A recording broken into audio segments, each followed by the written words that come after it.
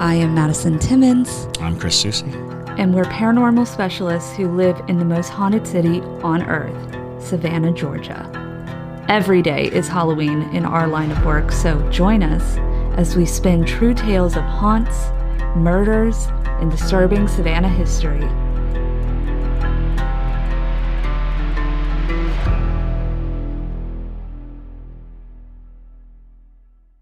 I'm Madison. I'm Chris. And welcome to the most haunted city on earth. Hey, y'all. Before we get into this episode, we do have exciting news. Our podcast has been nominated as Best Local Podcast here in Savannah by Connect Savannah. Every year, they have their Best of competition. It's a very acclaimed competition here in Savannah. And so it's a really big honor to be nominated for it. We really do need your help voting, though. You can vote every single day, and we have a link in our description for it. So it is under Best Local Podcast for the most haunted city on earth. But while you are there, we are nominated for some other various ventures. So Savannah Underground is nominated for Best Local Theater Production, and Chris's improv troupe, Odd Lot, is nominated for Best Local Comedy Troupe, and then JT was nominated for Best Local Theater Director, and that is under John Taylor Timmons, if you didn't know his full name by now. So, but we do really appreciate you guys voting, and it is a big deal if you win this competition. So let's be the first ghost podcast to win that category. Come on. Hello, and welcome back to another episode of The Most Haunted City on Earth. My name is Madison Timmons. I'm Chris Susie. And I'm JT Timmons. And you might be wondering why, if you're watching this and not listening, why we have a big cupcake in front of us. And if you are listening, you now know there's a big cupcake in front of us. It's massive. It's massive with candles in it that say 100. No, this is not our 100th episode. Yeah, that was a long time ago. Yeah, that was. That was a long time ago. But instead, this is actually to honor JT's past grandmother, who would have been turning 100 years old today. And so, woohoo! So in honor of honoring our ancestors and things like that, we decided to bring a cupcake and light this for her. Yes, absolutely. And you guys can watch me struggle with the lighter. And while you're doing that, I actually have some fun facts about Grandma Timmons. All right. So obviously she was born in 1923. Her favorite sayings were Hell's Bells or Oh Piffle. Oh, Piffle. Oh, Piffle. When she got upset. I'm going to start with that one. When she got upset, it was Hell's Bells or Oh Piffle. That's very Southern of her. Oh, yeah. These actually might be a couple longer talking points. So let's go ahead and wish her happy birthday. Happy birthday to you. Happy birthday to you. Happy birthday, dear Grandma Timmons. Happy birthday to you. Awesome. And the smoke's going towards Chris, so that means that Chris is needing some cleansing. All right, very cool. So she actually graduated with multiple degrees, including a master's degree in botany in the late 40s. Wow. That would have been really, really big, obviously, for a woman in the 40s. Absolutely. That's pretty amazing. She was great with a plant, y'all. Like, seriously. Yeah, she had a super green thumb. A master's in it. Mm-hmm. And the last thing is she showed pugs. Her husband, and dad, they showed pugs, and at the most pugs that they've had was 26 at one time. At one time? At one time. That is a lot of... Yep. And I actually met the last pug that she ever had. His name was Tiki. Tiki 1 Timmons, because after Tiki, we got Tiki 2 Timmons. Yep. Tiki 2 was black pug. He was the sweetest thing. I would like to say that those are excellent Star Wars names. Tiki 1 and Tiki 2. Tiki 1 and Tiki 2. That's funny. I love it. Oh, but yes. Cool. So if you're listening, send a little bit of love to JT's dad today. Yeah. Of course, he's missing his mother, but also send a little love to Grandma Timmons out there, and say you love your family too while you're at it. So Absolutely. Yes. We have to thank a couple new para Yes, to junkies. send some more love to people. Yeah. The new para junkies. Yep. Speaking of 100, how close? Yeah, I was just saying. We're nearing 100. Nearing 100. All right. So we got, thank you so much, Kelsey, Kristen, Lexi Golford, Dulce Maria, and Alexandra Lynch. Thank y'all so much. It means the world to us that you guys have decided to become parajunkies. Yes, and if you would like to become a parajunkie, you can find us over on Patreon. You get exclusive content. You get pretty much full access to talking to us all the time. You also get to be a part of a really cool group of people, and you get to be a part of Parajunkie Day that's coming up. Yes, Parajunkie Day. Yes. Oh, yeah. So super exciting stuff going on over on Patreon. But to get into today's topic, we are going to be doing a further deep dive into the Hat Man. Hat Man. Since a lot of y'all seem to be having a lot of experiences with Hat Man. Absolutely. Whenever Hat Man is brought up, people either for the first time really think about experiences that they had in their lives, and they're able to categorize it as a Hat Man experience, because sometimes people don't realize that it's a thing. Okay. They only realize that they had a strange experience oftentimes when they were young, and when they think back on it, they're like, you know what? I think he did have a hat. Or they knew he had a hat, but they didn't realize that it was kind of a communal experience, that lots of people are experiencing it.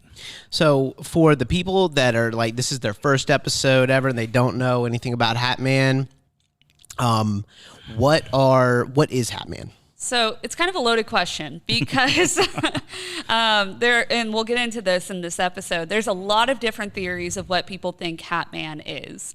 But basically, the Hat Man is someone that basically is seen usually with a wide brim hat or a top hat, sometimes a fedora, sometimes a bowler's hat, and usually what looks like a trench coat. Right. Fully shadowy figure. Sometimes people have reported to see him with red eyes.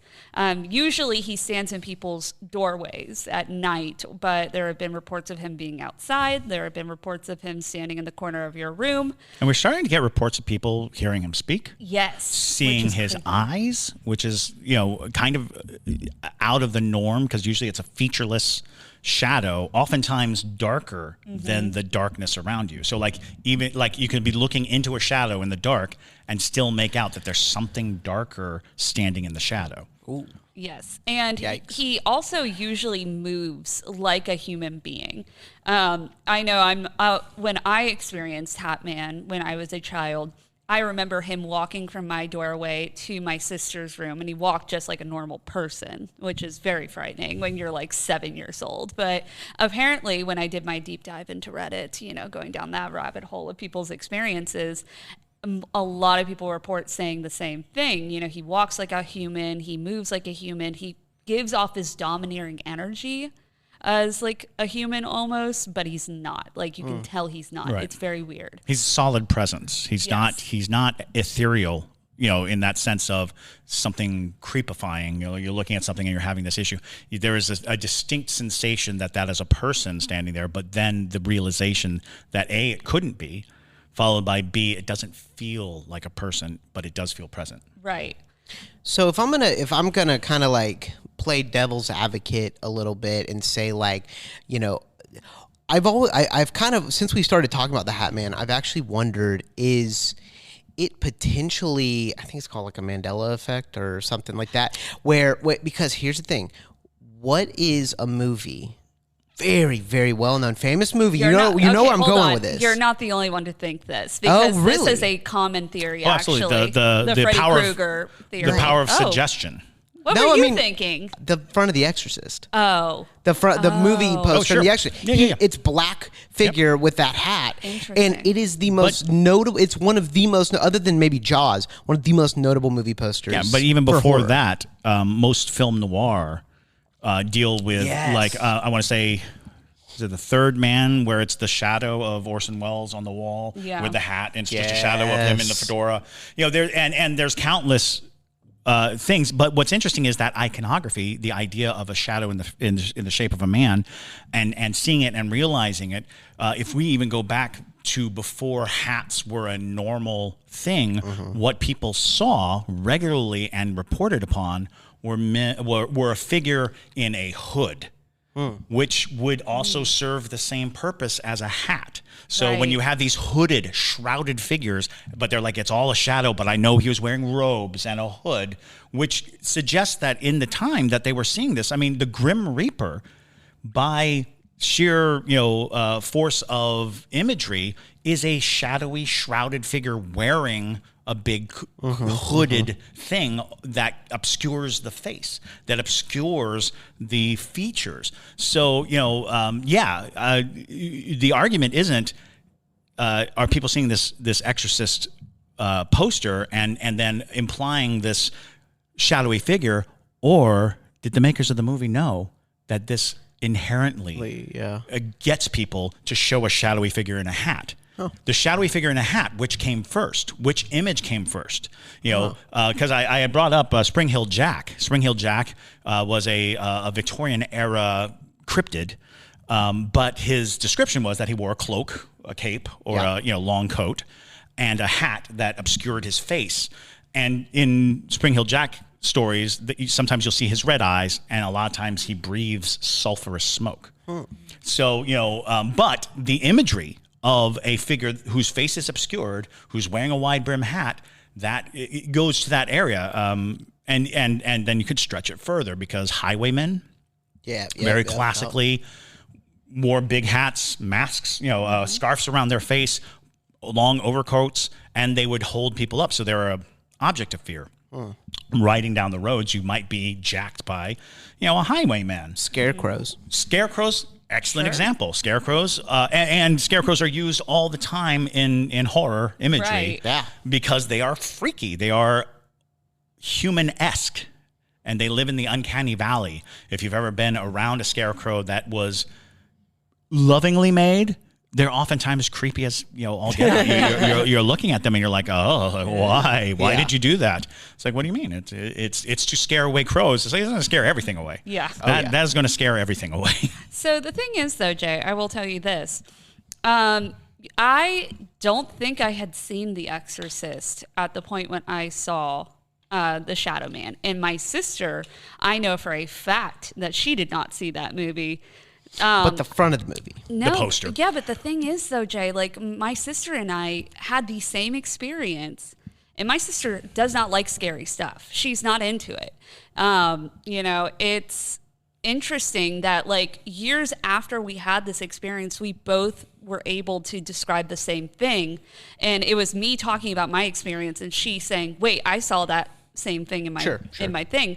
So there's a lot of people who kind of think the same thing as you, but a lot of people attribute its creation to Freddy Krueger. Okay. But there have been multiple people who have come out and said, like, I experienced the Hat Man way before Freddy Krueger was ever a thing. And there's actually some evidence that there were drawings on cave walls of something that could resemble a Hat Man-like entity.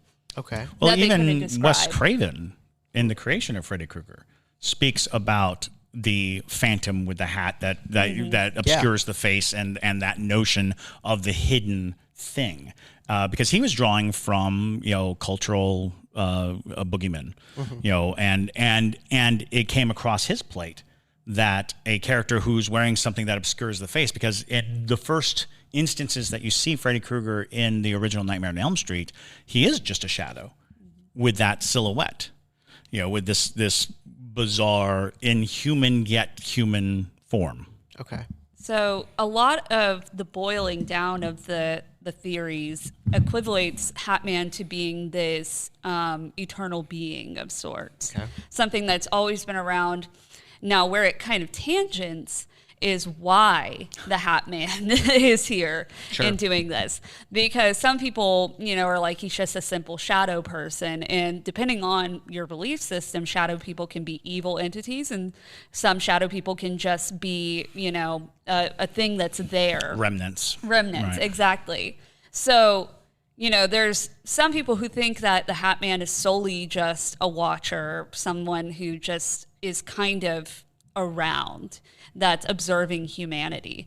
But then you go on to the far other side of things, and some people believe that he could be an extraterrestrial entity that basically has been around to, his job is to observe humans. Well, the classic Men in Black. Right. Classic Men in Black are people who wear all black. They have fedoras.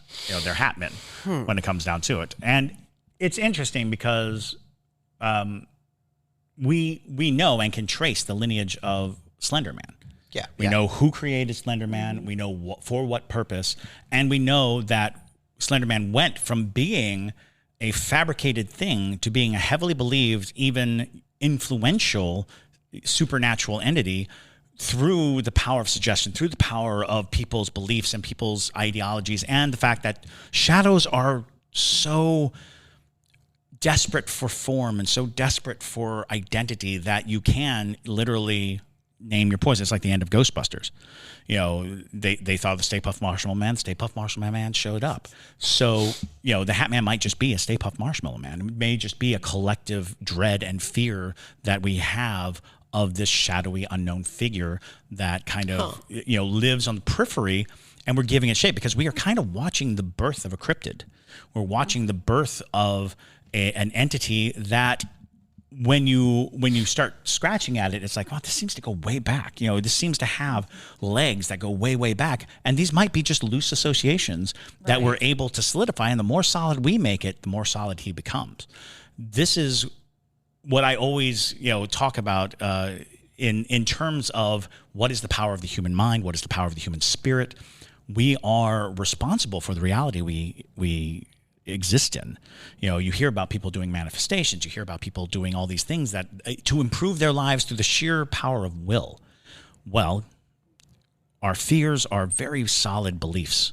They kind of live in this weird place. We can be afraid of things that we do not think exist, but we still fear them. And that becomes this sort of amalgamous place where things can become a force in our reality. Yeah, it's kind of like it. It is like it. Well, and Stephen King, almost every horror writer crosses the threshold of saying which comes first, the fear of the creature or the creature. Yeah. And that becomes this idea that there are maybe spiritual things, maybe just, raw material all around us, and we're molding it like, a clay sculpture, and we're saying, okay, and then he had horns, and then he had a tail, and then all of a sudden we're seeing and feeling these things. When you get into that like more tribal sensation of existence, when tribes would gather together, they would create the monsters of their of their belief structure based on a sense of protection, a need to ward and to be together against a thing. And the thing that they create oftentimes was a hodgepodge of the dangers around them. And then maybe they continued on. Maybe they became physical. Maybe Bigfoot is just a bunch of native beliefs of the danger of, the encroaching other, the thing that is out there. And it manifested into a reality and manifested into something that people are still experiencing to this day, echoes of belief that turn to solid things. Right. I mean, the thing is I'm kind of on the side of, this might be an entity that's been around for a long time, just because it's so strange that there's been so many accounts of this entity for a long time, but it's almost like, with the invention of the internet and people actually being able to share their experiences and get to know other people who they're like, wait, I had a similar experience of things of that nature. And that is what's made it more of a sensation. Okay. Maybe it was more of an isolated situation. Right. It was very dismissible. Right. When you're alone. When you're alone and you have an experience, you can quickly be like, I guess that happened, but no. And then somebody else, because that's what I was saying was when I talk to people, I was like, have you ever heard of Hat Man? And a lot of people are like, no. And then I explained it to them. I can watch their brains being like, oh gosh, when I was a kid, or oh gosh, when I was a teenager, just a few years ago, they had this story that is forming in their heads a memory of which they suppressed because it served no purpose. Yeah. It was like, what a weird moment. What a weird moment when I thought there was a guy in a hat just standing over there. But when they hear that other people have this experience, it suddenly becomes almost obsessive to them. Parajunkie, gene kicks in. All of a sudden they're like, oh, ghost heroin, let's go. Let's go. So then you find them doing deep dives into Hat Man and finding that, oh gosh, this is something that people have reported and recorded, and there's a lot of issues. And when you think of like just the history of ghosts or spirits that you know of, we live with the idea that we're being watched by some entity. That has always been a part of our culture, is that there's a guardian angel out there, that there's some threshold lurker watching us, Santa Claus. We accept that that there are spiritual beings whose entire responsibility in the universe is to watch us. And in some cases intervene when there's danger, but oftentimes that's not the case. They're not watching us to help us. They're watching us almost as if to record our existence. Something. Yeah, that'd be what an alien does for sure. Right. Sure. And that brings up the whole alien concept, because a lot of people don't believe that aliens are extraterrestrial. They think they're extra dimensional. Yeah. That our obsession with scientific explanation always falls short because our science isn't there yet. We haven't gotten far enough along to really examine what it means to have interdimensional travel or interdimensional beings, and whether or not they are in fact terrestrial, just of a different dimension. And if we're talking about time, then time being the dimension that separates us. All of these things become huge questions, and who knows, on the other dimension, it may be very ordinary to them to I'm going to peek in on that guy. Yep, he's still there. Okay, everything's fine. Look, Bumble knows you're exhausted by dating. All the must not take yourself too seriously and 6'1" since that matters. And what do I even say other than, hey? Well, that's why they're introducing an all-new Bumble with exciting features to make compatibility easier, starting the chat better, and dating safer. They've changed, so you don't have to. Download the new Bumble now. Now, I wonder if, their purpose is to be scary, solely because, Madison, this, really, really well about me is, what I find very frightening, because obviously fear is subjective and everything, but what I find very frightening is when something is looking at you through a window. There's a barrier, but it's a breachable barrier, and it's looking at you through a window or through a door threshold, and it's almost like I want to come in. And that to me, and I've used this in horror. There's a lot of directors that have used this in filmmaking for sure, because it is an inherently frightening thing.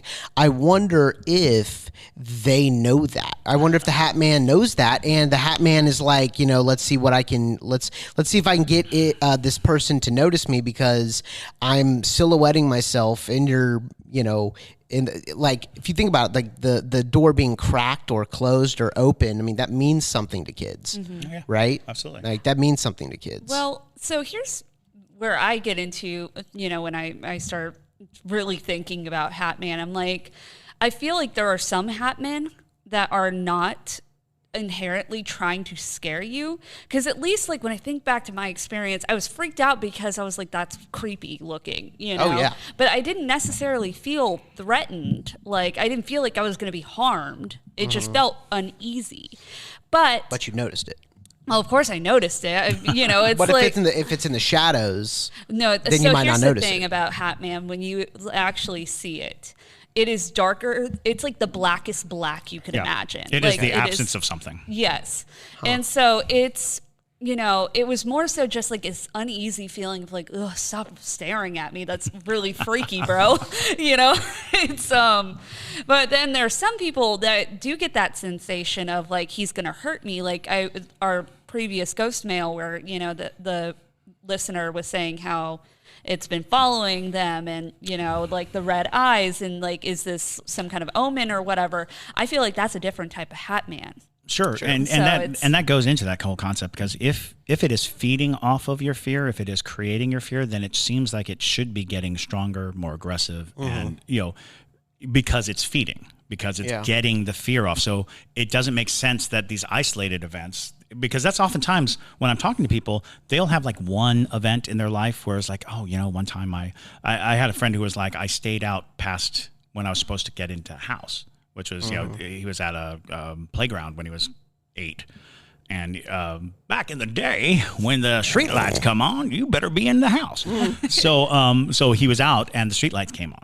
Okay. And he was like, "Oh no!" And so the story he tells me is he jumps off the swing set and he lands and he starts to run, but as he's running, directly under a street lamp was a man standing there with this wide hat. And when he first saw it, it froze him. Like he was like, "Don't move! Like if I don't move, he can't see me," kind of thing. You know, it's a Tyrannosaurus Rex.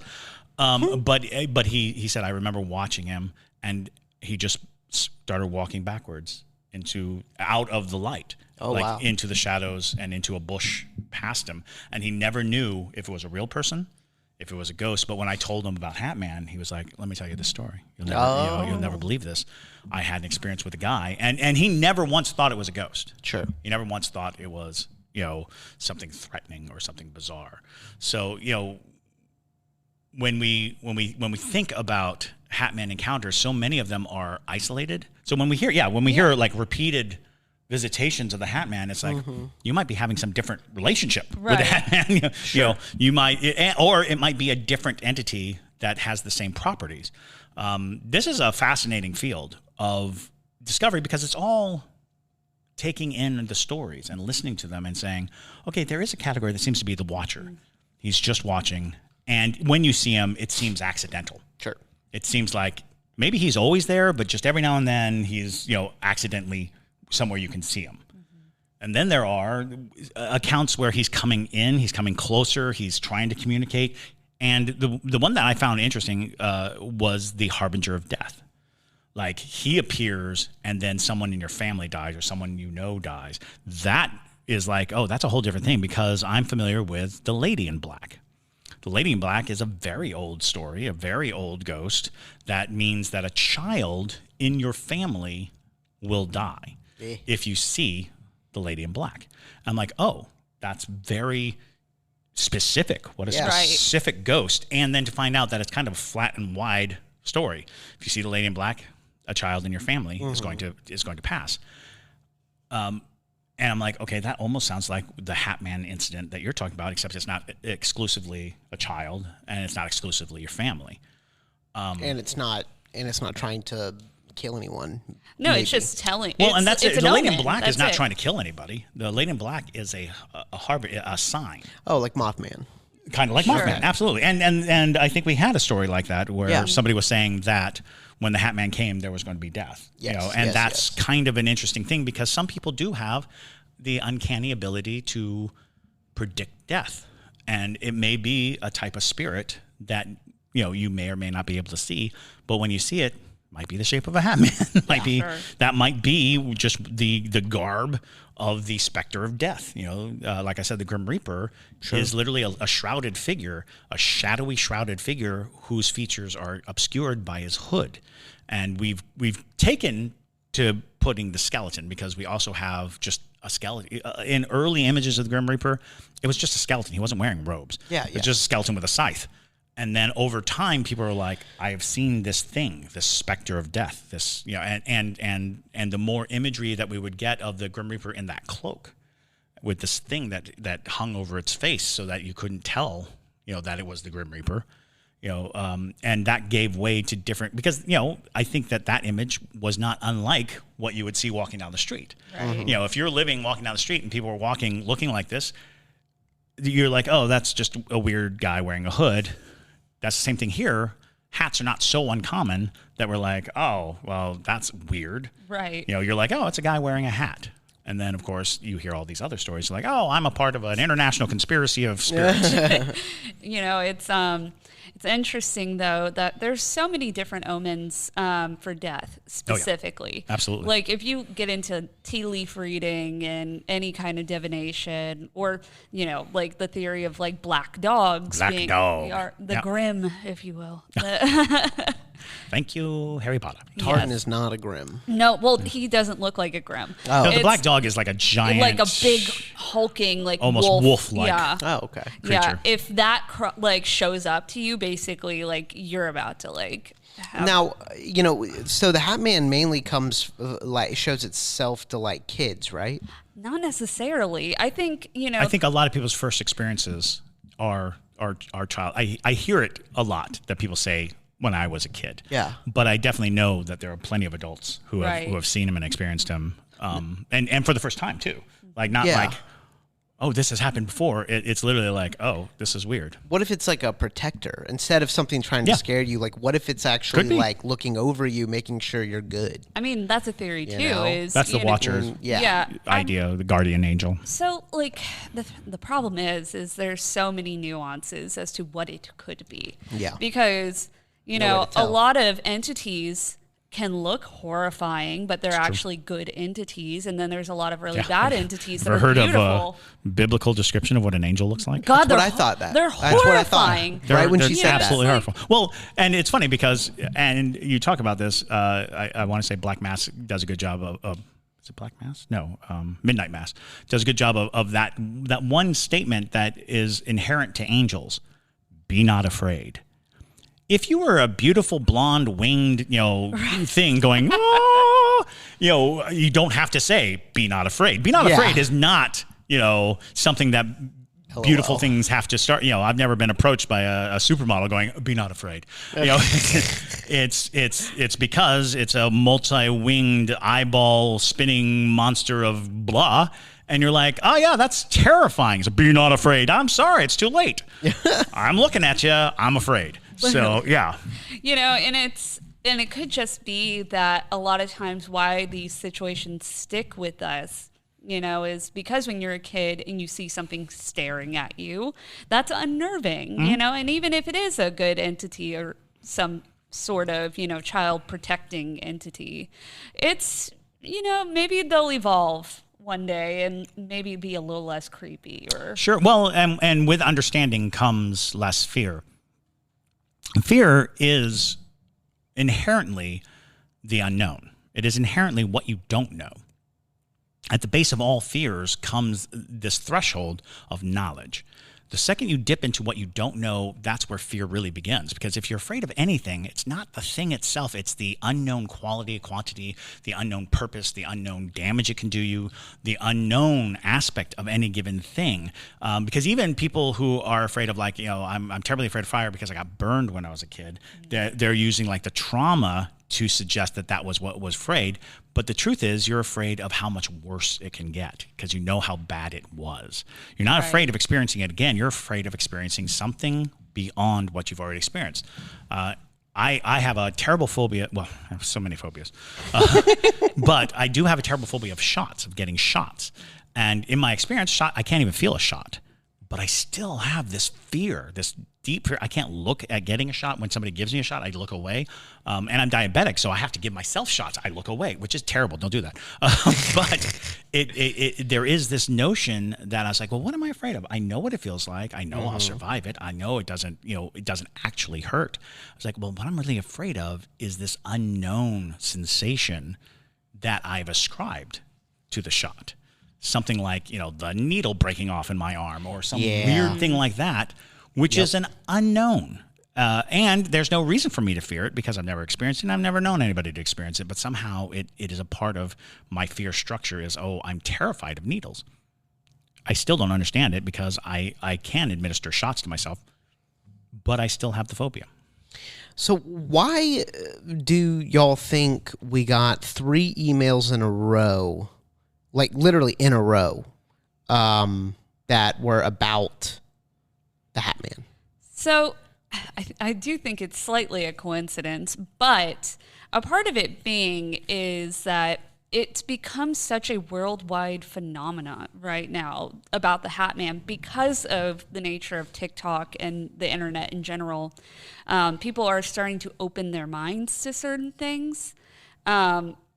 And also, I think it's a really common experience that so many people have had, and sometimes that's their only ghost experience, and that's, totally fine.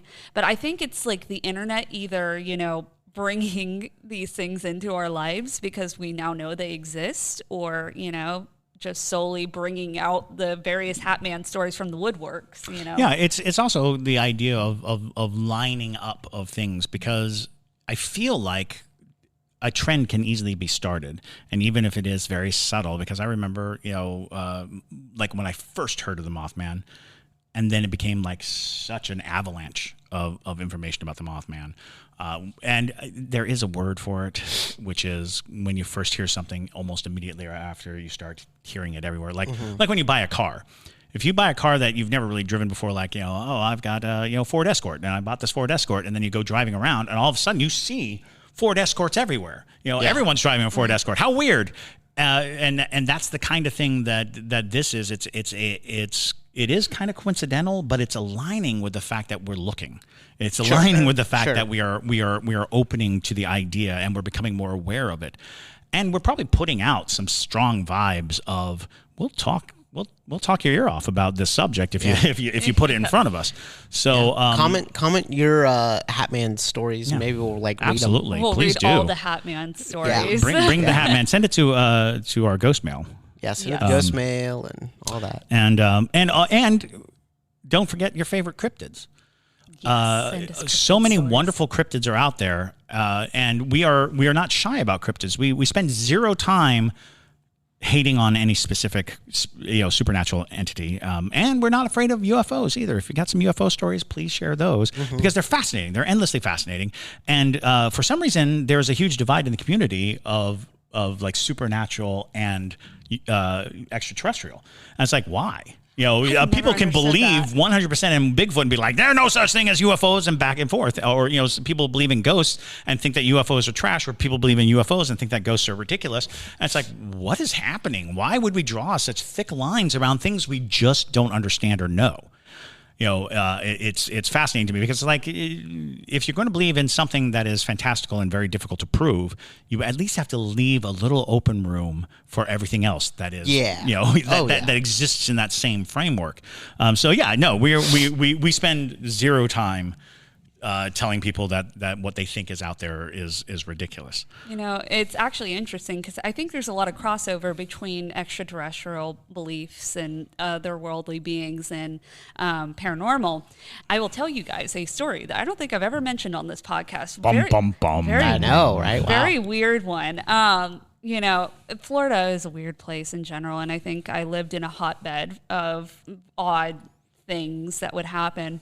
But when I was a kid, the way I had my bed positioned was basically I had it in the corner of my room right next to this big window so that if I turned over, what would that be, to my right, you could see right out the window. So basically, one night, it was probably like, I want to say like 1 a.m., 2 a.m. or something like that, random day of the week. It wasn't anything like a special night or something. And I wake up because I just hear on my window. And mind you, my house was 2 stories and there was no way to get up there. So it was very weird that there'd be knocking on my window. And so I ignore it at first because I was like, that's weird. Maybe it's a bird or something. And then I hear again and I'm like, okay. So I start to get nervous. I'm like, I don't want to really open my eyes right now because it's like really freaky. You don't want to be scared. Right. But eventually on the 3rd knock, I open my eyes and I look out the window and there's this silver figure like shining. Like if you've ever seen pyrite, like the crystal pyrite, it glistens like that with blacked out eyes, no hair, no features, like no nose, very small lips and things like that. No notable features standing outside my window. And I will never forget that image in my head. And so from there, that was kind of when I started getting interested in more extraterrestrial thoughts because I was like, that doesn't look like any ghost I've ever seen in my life. And why would it be tapping on my window in the middle of the night on my 2nd floor house? JT's like, I'm never sleeping in that room again. Literally. But I never had it happen again. But I did have so many dreams of aliens when I was a kid. After that experience, for years, it would be the same reoccurring dream of me being brought up into a ship and things like that. What? I'm not kidding.